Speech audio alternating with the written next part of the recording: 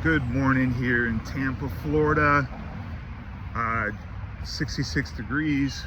Wanted to talk to you about my favorite subjects is cash flow and savings rate, and I think those two go hand in hand. It's one of those things, whenever I really understood it, is how I became financially independent. I always wanted cash flow, but didn't really understand that savings rate is how you get to cash flow. I guess I was a kind of a bad spender around 20 years old, but I mean, something changed around 24, 25 years old, where I really started focusing on lowering my expenses. But the problem is I was listening to the regular 99% media about putting your money in your 401k, the accumulation model, and really how that really doesn't benefit you in any way. You know, it even holds you back when you retire in the future because of the required minimum distributions and all the stuff that the government controls you with. So what I started doing is I started looking at savings rate, being if you can save 100% of your pay, you are financially independent. And what helps you save 100% of your pay? It's cash flow. And seems obvious, but really the actions speak louder than words. What I started doing is the easiest one is like a car payment. You know, do we invest in assets or do we take care of our car payment? You know, a $30,000 loan on a car is going to be $600 a month, which is a terrible loan, terrible leverage. You are the leverage to the banks. And the goal for that would be to pay that off, because you're not going to be able to invest $30,000 anywhere, and get a risk-free return of cash flow of, $600 a month. I mean, you can, but they're very few. It's low-hanging fruit. So when you do that, you're actually opening up $600 a month where you can start saving that towards another asset. And what I would say is you could look at all your expenses and figure out how you get additional income.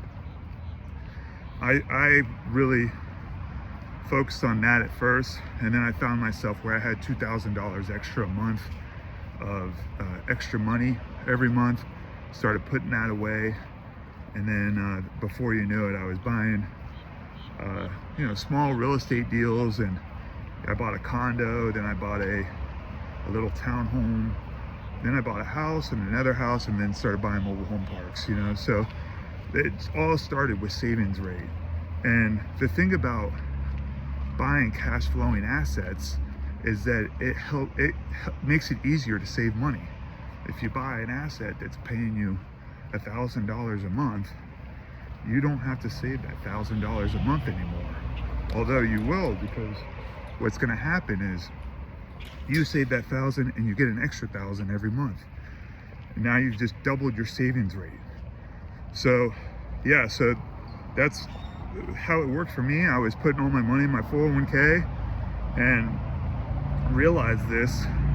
And then I decided I'm no longer putting my money in my 401k or any of these government programs, because I don't want to be controlled, and really it's pretty much the golden handcuffs at a regular W-2 job.